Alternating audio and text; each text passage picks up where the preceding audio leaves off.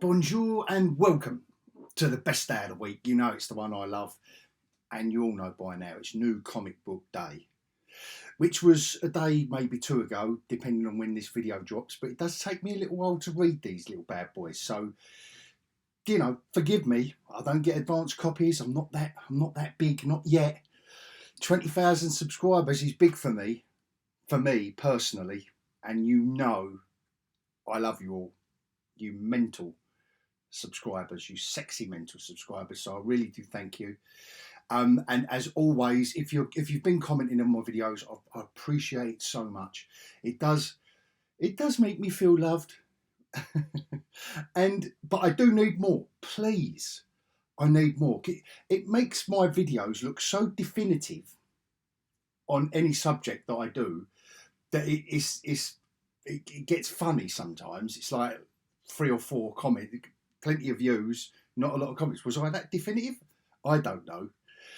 What I do know is that I love comic books, and I've got 5 which we're going to do for the deep dive, and I've got 5, I'll call them also rans, but just 5 we can't do deep dive them all because we'd be here all night now, wouldn't we? So let's get straight into it. One that has been a stalwart of my video reviews since it came out, Kaya. This is not a jumping on issue. I just want to reiterate to you all how beautiful a comic is. How Wes Craig is really in a groove, in a creative place at the moment that makes that book sublimely enjoyable. And I think I did give that comic of the year last year. I'm not remembering things, so I couldn't be wrong. This was a lot of fun. We've got to have a little look at this, guys. I don't know what it is about the Marvel horror stuff at the moment, including the Incredible Hulk, that I don't know. They're just getting so. I have got a soft spot for the horror books, and particularly Marvel in general. I'm a collector of all of their horror stuff all the way back. This was very, very decent. Got to admit, I enjoyed that as well. Guardians of the Galaxy. I was getting scared that this was going to be it from their splash page or their ad last month and what I'd seen. I thought they was going to be replacing Guardians, but fear not. It was another solid issue. Again, it's a lot of fun. They do get on with it. And they have crammed into every issue. I will say that's issue 7. They have crammed a lot of story into every issue. Character development, the team bonding, and you can hear. I mean, some not a nod so much to the cinematic versions, but I don't know why. But I can hear their voices. I can hear the actors and actresses' voices in my head as I'm reading the comic, and that's no bad thing. That's no bad for me. It's a lot of fun. And the book of the week, this one took me by surprise. It just looked intriguing. The Black Label stuff, DC with their Black Label stuff, I've got to admit, and especially in this lovely wide format. I mean, I don't know how the Americans are getting on with this format, because for me, it's like an old 2000 AD size. So I'm loving it. But DC packaged these together nicely. I know it's all about a price tag, but this was $6.99, and when you compare it to that $10 jobby last week, gods, with Marvel, at least DC are giving you square bound, plenty of pages, great artwork, and really, really intriguing storyline involving the Court of Owls in that one. And then the others have mentioned. I don't know if I've mentioned to any of you how good Darkwing Duck is. I don't know. Have I mentioned it before? You know what my memory's like. Yes, I know. I've got a soft spot for this, the terror that flaps in the night. All right, another solid issue. Amanda Dybart and Carlo Loro on the art. Just a great team, and I tell you what, it it's one of those things that just I've probably said it before. It's the kind of stuff that makes adults and children laugh. So if you could put this in the hands of a child, and then use it as a way of getting into comic collecting, then I'm all for it. with no sinister overtones at all. Of course not. Now, I've done a separate review of this and the Gargoyle of Gotham to compare them. I had a few things down. I did say I'd try issue 2. I've got to say it's solid. It's solid. Long as you can just, I think you've just got to step back. And I know I did say it in my review, but Paul at Comics and Fantasy, where I get all my comics from, in Hornchurch in Essex in the UK. So sorry guys and girls if you're elsewhere. Anyway, he did nail it when he said it's a CW version. That they're just, I'm enjoying it. That's why I'm mentioning it. But there's just bits in it where you kind of, I don't know, you either roll your eyes or cringe a little bit. Particularly towards the end of that. Perhaps I should have done a deep dive, but I didn't want to. What was it that they said at the end? It just made me cringe. It doesn't matter now. Something about you should be in school. He doesn't want to go to school. You know, Bruce Wayne's trying to make him go to school to fit in and all that. This J. Michael Straczynski is back and he's on form. God, I'm loving this. I think I did do issue 1 deep dive, but this still is maintaining. So it's issue 3 of 6, but that will be, as always, generally AWA do some really good, nice, slim graphic novel collections of their miniseries. Well, all miniseries. That'll be a good one. That'll be a worthy, unless they really do cock it up in the next 3 issues. But yeah, great art style, intriguing storyline. Blade, I think I've done a deep dive. I said I enjoyed issue 1 of this. It continues to be, it may be a little bit elongated, but Blade's back to being cool, and I'm loving it. And again, like with the Guardians of the Galaxy, I can hear the cinematic equivalents voices in my head as I'm reading it. I can hear Wesley Snipes again when I'm reading the character. I just can. It's just making it a decent read. 4 issues. They've set up the mission. Doctor Strange is involved. They've set up a villainess that I haven't heard of before, an intriguing plot, and a villain I haven't heard of before. Vampiric, vampires with the Guru from Blade 2. You remember when, what's his name from Bros? His jaw opened up. Was it Luke Goss or, I don't know the name of the other one? Luke and, here we go. Was it Luke Goss or the other one? Anyway, doesn't matter. Get on with it. And again, Dark Droids, and I will say, again, so much fun. I've really been enjoying this storyline. I can't help feeling, I haven't got every issue. I'm just flicking through it then. There are a lot of titles. I mean, it's 5, 11, 17. I mean, it's too much, really. 20 odd titles if you was going to get the entire Dark Droid saga. Excuse me.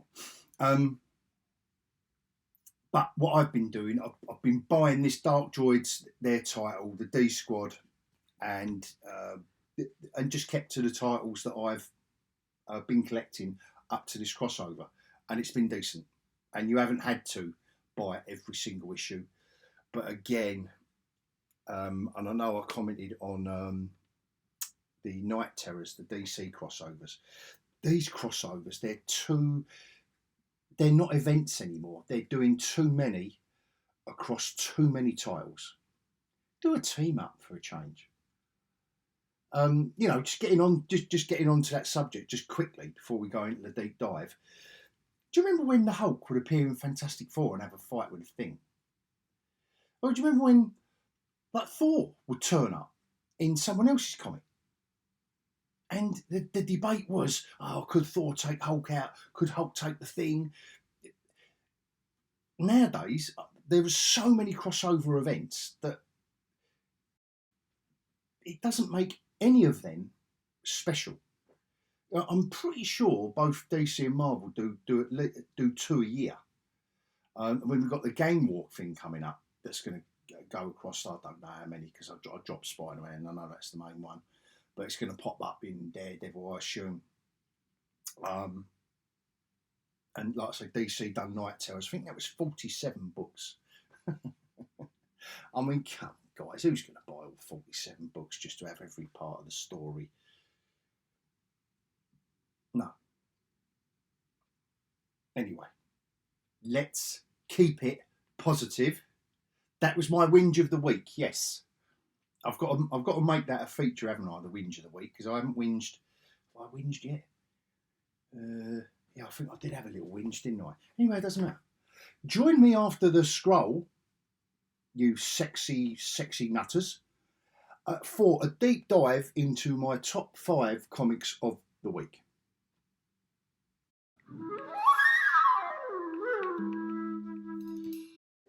Right, so Kaya, standalone issue. There's something else that I really love about what they do with this book, right? Is this on the cover, standalone issue, and the back cover. Why? I tell you, I don't know how much it would increase sales, but rather than put a little symbol on the back and just waste the paper, why not? Why not just put the story so far? And anyway, anyone who follows my channel has watched more than one of my comic videos knows that that's a little. It's not even a moan. It's just I just think it's common sense. I don't know why more don't do it. Even an explanation on the front cover. It's just love it. Combined with Wes Craig's art, Jason Wordie on the colouring, and these two must have to. You know, they've got to work hand in hand on stuff like this. You know, one is not independent of the other in no way. I mean, even you look at those clouds and wonder, like, you know, how much Jason Wordie really should be part. You know, it should be his art. But look, it's beautiful stuff.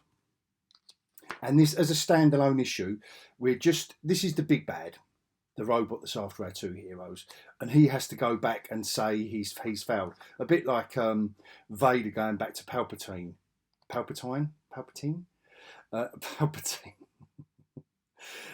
saying he's failed. And all this is really is a bonus issue for those of us that buy the monthly comic. And again, just take the artwork in. And I know I've said it before about the borderless panels. There's something about it there's something about the format of this that really opens it up and makes it so.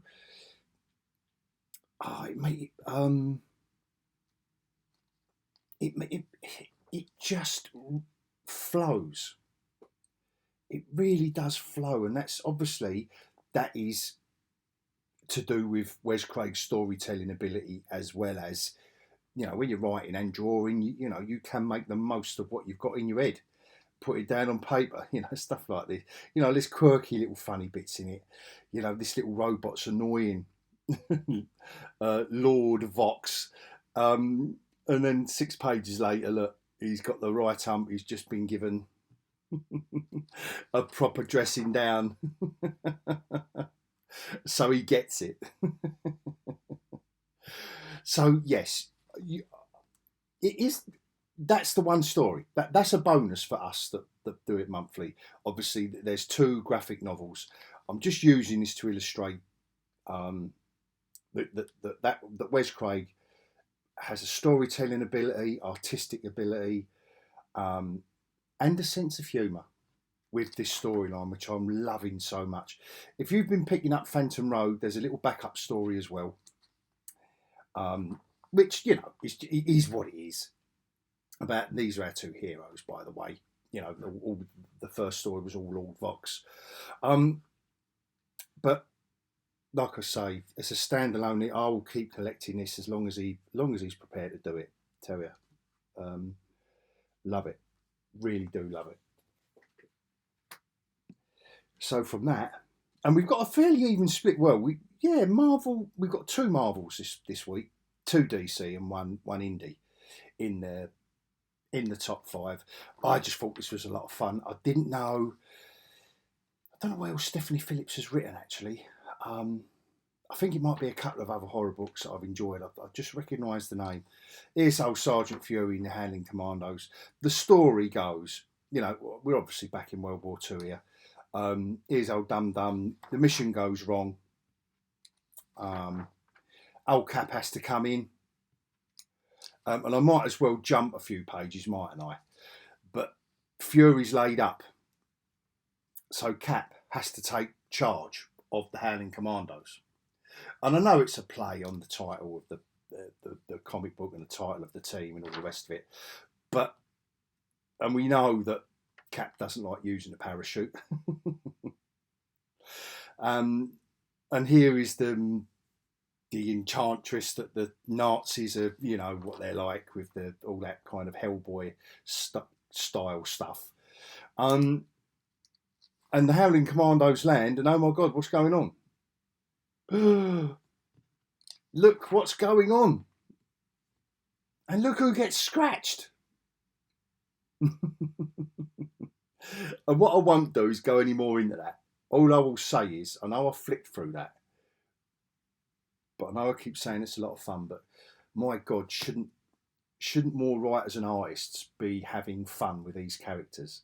Yes, it's some kind of what if or else worlds, but I just enjoy it for what it is. It doesn't, you know, they're not insulting my intelligence. They're not insulting the characters. You know, Fury, Dum Dum, everyone is how they should be. And this is another book that doesn't insult anyone's intelligence or trash the character that's come before. It's a quirky little thing, this. And like I always, you know, I say week after week, I've never been a big DC fan, so I don't know the history of Sandman. You don't have to know. I've jumped straight into this one book and I know what he's all about. Set in 1940, and I love that kind of era to set this character in. And I wasn't so sure on the art style, I will admit, but as the story unfolded, I don't know if this was the guy who done that Robin book. Now I'm looking at the artwork with the eyebrows, and it didn't suit. If it was, it didn't suit that at all. But I found myself, I found it endearing for this character somehow, this art style, because it just took it out of, perhaps there's a little bit of oldie-weldy style there, you know, stuff like this. Oh my God, 2 white people in a heterosexual relationship, who knew? Yeah, there's something very oldie-weldy, and old Wesley Dodds, who is the Sandman, is trying he's trying to live a normal life in this first issue, but he's finding it difficult. And he's back to the Sandman again. That's basically what this first issue is about, really. His struggle to be a better man. And I thoroughly enjoyed it. I was pleasantly surprised. Like I say, the art style. Am I still the guy's biggest fan? I really should not, give the guy a shout, shouldn't I? Riley Rossmo. I'm not so sure just yet, but it did grow on me through this issue. It kind of, I relaxed. Put it that way. I relaxed. And yeah, got right into it. And there was a nice, I won't turn the page because there was just a nice cliffhanger at the end. It was just a nice beginning, middle, end. to this storyline. And at the moment, I know it's got Dawn of DC on it, but separate to any other, so that's another thing that I love. If I can read this comic book without having to read another 28 books this month, yeah, I will love it even more.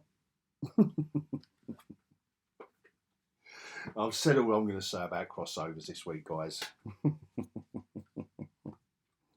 Let's move on to Guardians, which I did have my doubts about when I saw all this. But spoiler alert, just quickly, spoiler alert, if you are reading Guardians, I know I don't often do this because I'm not going to be able to avoid it. So guys, if you haven't read Guardians yet, it's issue 7 and you are collecting it, then please skip this because I can't help but give some spoilers here. So I think I've given you enough time for spoiler alert territory. So we start off with the Howling and Wiccan. I don't know these characters, by the way. I don't know them. The only thing wrong with this issue is, okay, these two characters are gay. Do you know what? I've got no problem with that. I don't know these characters. Oh, they're gay. They're Kree Skrull. He's an emperor. But do you know what? They don't, pardon the pun, but they don't stop banging on about it. He keeps calling him babe or baby. And you don't get that in Superman with Clark Kent and Lois. They don't keep doing that. They don't keep having to have a snog behind the filing cabinet. We're in Groupful now. So last issue, our main characters died. But did they? Well, from the marketing, I was thinking, oh my God, this is going to be... But these two, Wiccan and Howling, are in search of the Guardians of the Galaxy. And, spoiler alert, they find them. This was done so well. It's really eerie and creepy how they've been resurrected by Groot, and how Kev Walker's artwork is absolutely superb. It really is, and how they've kept all our main characters more or less in the shadows, and everything's like a bio kind of weapon. Loved it, absolutely. 7 issues, which I can't fault, and I love the way they do these little bits. And obviously he just says, look, I want to understand. So he plucks the plant, and then, oh yeah, they get it.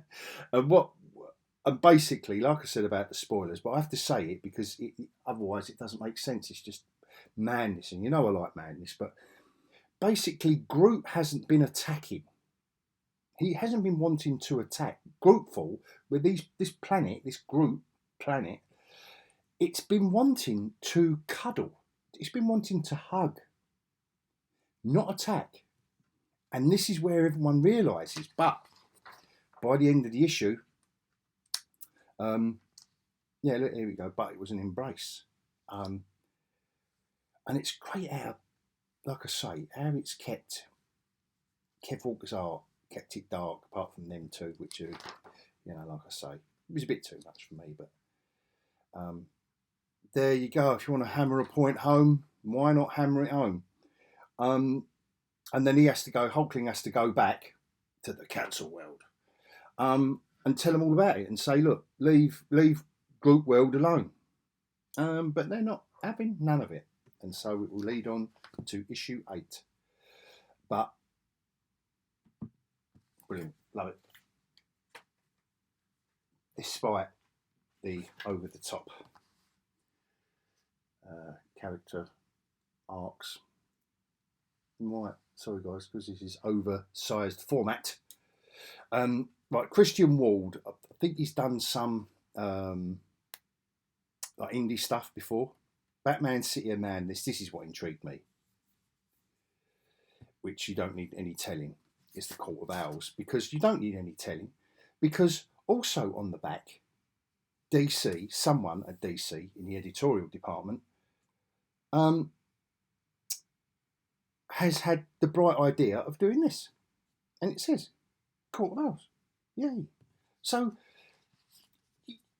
for the sake of, you've got $6.99 here that they're asking you to spend, but they are enticing you in before you've even turned the page. Come on, everyone. Look, what a beautiful double splash page that is. I love the way he's done all of this out of focus. Really nicely done. Maybe my only tiny complaint is that it just looks like New York if you're going to do that. It's Gotham City. That takes you out of it a bit. Good old Alfred. It's a story with Alfred in it, and I don't care what anyone says. I love a story with Batman and Alfred and Two-Face. Nice nod to Bill Sienkiewicz here in these Two-Face scenes, I thought.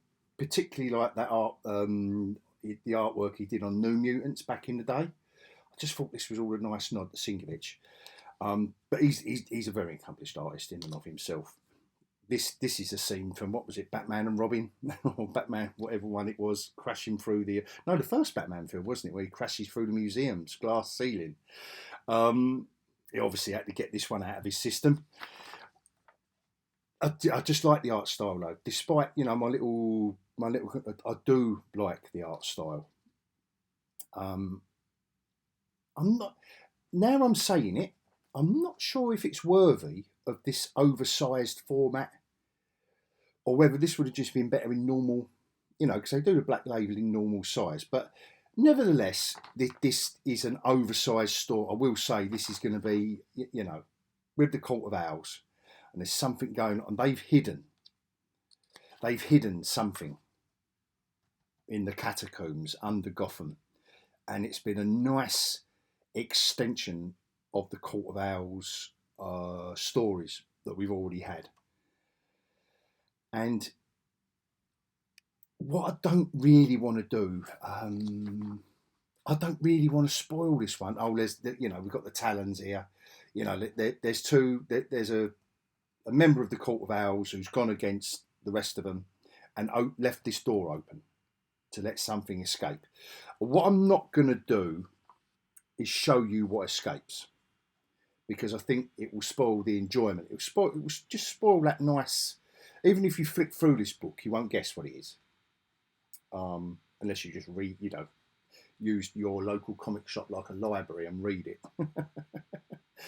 So I'm not gonna. I think I've kind of. I hope I have anyway. Showed enough of the art style. Nice, mean, moody, dark Gotham. That this is the one I love. As opposed to Batman and his kid living in a house in Gotham. Which leads us on to cover of the week. So I will leave it there. This one. I'm not sure. It's not going to be a winner, but I just love the whole design of it. I love the motif that they've made out of the logo. I do love that one. Like I say, in my cover of the week, if you only had pocket money enough, if you was a kid, and this is my age group, by the way, guys, if anyone's listening, but when the newsagents had the spinner racks, or it was just a bundle of comics on the shelf, but you only had pocket money enough for one, the cover was very, very important. I mean, that's a wonderfully horrific cover, but doesn't really... I don't think it really says a lot. Then we've got, no, come bear with me, guys. That says it all, doesn't it? Darkwing Duck swinging on a rope with all the bits in the donuts and sweets and all that. I mean, if there's an age group you're going to aim a comic at, that's why I wanted to give that a little mention. The Dark Droids, always good covers. Lionel Francis Yu is doing some beautiful covers. like I've said before, if Vader with his lightsaber chopping up dark robots, dark droids, isn't going to sell a comic, then I don't know what will. That was a better cover than issue 1, where they had the Robin, didn't they? They had the Robin at the bottom and the bat. I mean, at least this is a bit more moody. So, who is? I don't know what that is. Shosh. Who is Shosh? Shish. I don't know. That's her name. I was wondering what her name was. But I did think that was a nice cover. I did think that was an impactful cover. There's a lot. There's a lot going on. I'm just going to put Kaya in there as well because I just love his artwork and I just love the perspective of the stairs and him striding up there and, you know, the little robot behind. But for my pocket money, what am I going to do? What am I going to do with this one? What conveys? Obviously, I've just added that in for her. And I've got to say, guys, Lionel Francis Yu, I know that for a horror kind of superhero-ish comic, that does all it, you know, says on the tin. A mean and moody black label Batman, something a bit different. That does say it, but is it a good cover or is it just nice art? I'm going to say, guys, this week, the cover of the week has got to be this bad boy. I've got to say, that for me is some kind of cover. And it's great. It's great artwork. Let's have a look who did it. Ryan Brown. That's a great cover. CapWolf and the Howling Commandos. And you've got a werewolf in a Captain America uniform. Or is it Captain America as a werewolf? Aha.